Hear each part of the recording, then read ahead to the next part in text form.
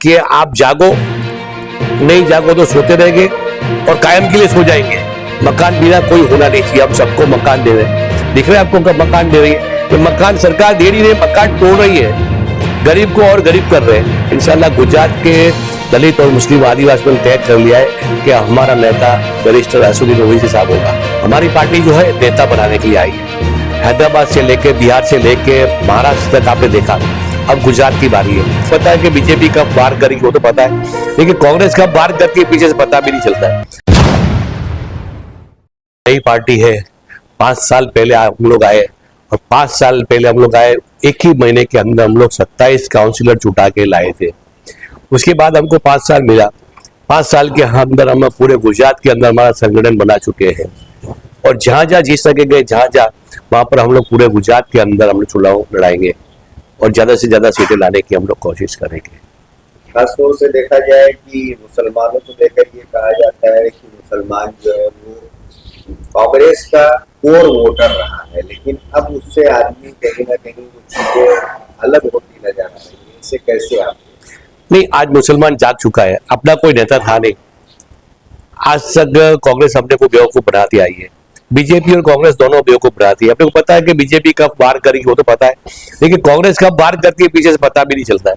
अब प्रजा सब मुसलमान, दलित और सब जागरूक हो चुके हैं और जागरूक हो चुके हैं और सबको पता है कि अपना लीडर असदुद्दीन ओवैसी साहब है, बैरिस्टर असदुद्दीन साहब। अरे उनको सपोर्ट भी कर रहे हैं और एक अच्छा टेम्पो बन रहा है, अच्छा माहौल बन रहा है और आने वाले समय के अंदर हम ज्यादा से ज्यादा सीट इंशाल्लाह आएगी, ऐसी उम्मीद रखते हैं। साहब, आने वाले दिनों में अहमदाबाद म्युनिसिपल कॉर्पोरेशन की भी चुनाव है, नगर पालिका का है, जिला पंचायत का है, कितने जगहों पर और कितने उम्मीदवार खड़े करने की कोशिश? नहीं, अभी तो कुछ फाइनल किया नहीं है। हम लोग उसका विश्लेषण कर रहे हैं कि कहाँ जीत सकते हैं। ऐसा नहीं कि इधर आया उधर जहाँ भी अपने खड़े कर दे रहे, तो जहाँ जीत सकेंगे वहां हम लोग चुनाव लड़ाएंगे। ओवैसी साहब भी आने वाले हैं, कुछ तैयारियां चल रही है, क्या कुछ है उसके बारे में? बहुत शॉर्ट टाइम के अंदर ओवैसी साहब आएंगे। आज या कल हमको तारीख मिल जाएगी, 5 तारीख होगी या 16 तारीख और 15 तारीख होगी, दो में से कोई एक तारीख होगी और आज या कल तारीख मिल जाएगी फाइनल। फरवरी? हाँ। क्या कुछ प्रोग्राम होते रहेंगे, कुछ ऐसा अभी तक तय किया गया? नहीं, अपने जितने भी वर्कर जो पूरे गुजरात में बॉडी में उनको सबको इकट्ठा करेंगे और इकट्ठा करके सबको एक गाइडलाइन देंगे कि आपको ये चुनाव जो आ रहा है उसमें कैसे जाना है, आपको कैसे लड़ना है, तो वो सबको एक गाइडलाइन देंगे। अच्छा साथी साहब, एक आरोप ये भी लगता है कि गुजरात में मुसलमानों की जो सियासी हिस्सेदारी हो लगातार कम होती जा रही है। एमआईएम का दावा है कि भाई हम तो सियासी हिस्सेदारी बढ़ाने के लिए ही। कैसे इसे आप देखते हो और कितनी मजबूती गुजरात के मुसलमानों को सियासी एतबार से मिलेगी आपकी पार्टी की वजह से? नहीं, आप देखते हैं जैसे हैदराबाद के अंदर सियासी लोग कई आए और कितने लोगों को अपने सियासी पार्टी के अंदर मजबूत किए। हमारी पार्टी जो है नेता बनाने के लिए आई है। हैदराबाद से लेके, बिहार से लेके महाराष्ट्र तक आपने देखा, अब गुजरात की बारी है। गुजरात के अंदर इस चुनाव के अंदर ज्यादा से ज्यादा सीटें हमारी आएंगी इंशाल्लाह। और हम लोग ऐसा साहब की और मेरी भी सोच यही है कि आप लोग सियासत में आओ, नेता बनो और हमारे कितने 5 साल या 10 साल कितना ज्यादा जीने वाले, ये पार्टी रहेगी वहां तक।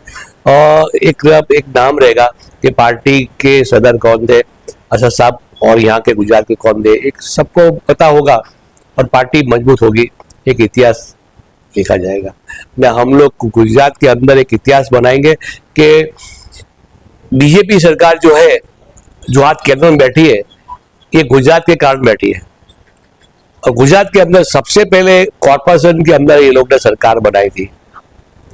कॉर्पोरेशन के बाद ये लोग स्टेट में सरकार बनाई, उसके बाद स्टेप बाय स्टेप एक स्टेट कवर करते गए, उसके बाद केंद्र में आई।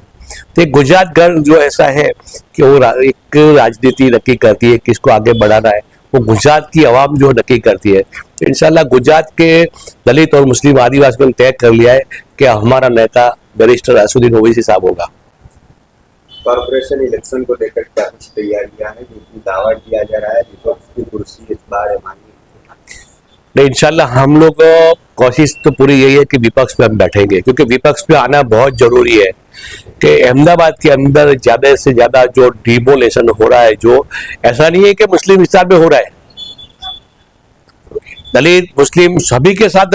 आज लोग ये मानते हैं कि बीजेपी पार्टी जो हमारी पार्टी है, हिंदू की पार्टी, वो किसी की पार्टी नहीं है और सबको नुकसान कर रहे हैं।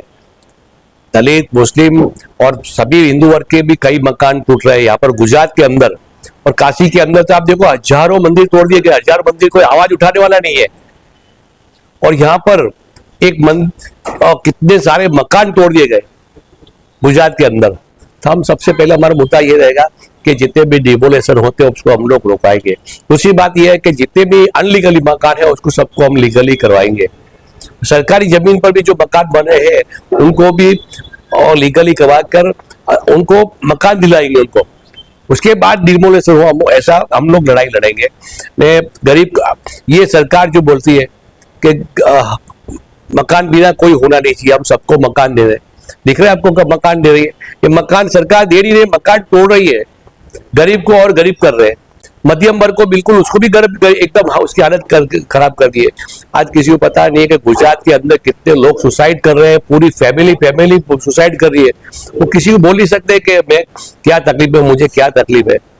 तो ये जो इसकी कसूरवार जो है ये जो आज सत्ता पर बैठे ये सब है, देश की तो सत्यानाश कर डाला है, साथ साथ में गरीबों को भी बिल्कुल खत्म कर दिया। मकान मतलब ये जो मकान गरीब बनाता है कैसे, उसका मन जानता है कैसे बनाता है। अब उसका मकान तोड़ेगा वो क्या करेगी इतनी ठंडी के, इसके बारिश के अंदर, जैसे आपने देखा होगा चंडोला तालाब, बारिश के अंदर, चालू बारिश के अंदर मकान तोड़ दिए गए। बेचारे वो लोग बारिश के अंदर बैठे, इतनी ठंडी के अंदर, आज ठंडी के अंदर भी मकान कई लोगों के तोड़ दिए गए।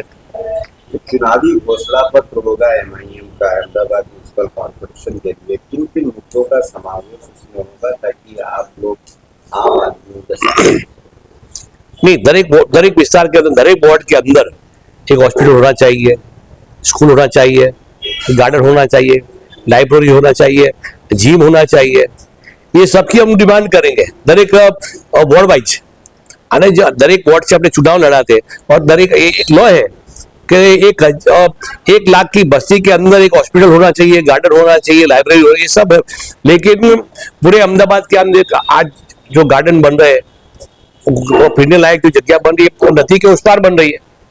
पुराने अहमदाबाद में कोई डेवलपिंग है ही नहीं, तो हम लोग पुराने अहमदाबाद के अंदर डेवलपिंग लाएंगे। और सबसे पहले हम लोग आवाज ये उठाएंगे कि जैसे अहमदाबाद के अंदर गटर की लाइन और पानी की लाइन और लाइट, तीनों लाइन सर है।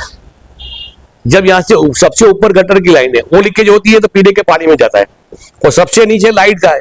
अगर वो लीकेज होगा तो करंट दोनों में आएगा, घर में भी आ जाएगा, और नल के ऊपर भी कई जगह करंट डाले, कई लोगों की जान भी जा चुकी है। तो हम यहाँ पर एक पूरा प्रोजेक्ट नया लाएंगे कि अहमदाबाद के अंदर टोटल गटर लाइन इस साइड होनी चाहिए, पानी लाइन इधर होनी चाहिए, और लाइट इधर होनी चाहिए। ये हम चेंज करवाएंगे, क्योंकि पुराने अहमदाबाद है, जो पुरानी सिस्टम है वही सिस्टम से चल रहा है। तो यहाँ पर नई सिस्टम हम लाएंगे और अहमदाबाद को एक साफ सुथरा और अच्छा एक शहर बनाएंगे हम लोग। एक आखिरी अपील क्या करेंगे? मैं सबसे अपील ये करूंगा कि आप जागो, नहीं जागो तो सोते रहेंगे और कायम के लिए सो जाएंगे। मतलब आने वाला समय बहुत खराब है, जागने की जरूरत है इनको सबको, और अच्छी पार्टी को चुने, उसको वोट दे और उसको चुन कर लाए, अपनी आवाज उनको बनाए।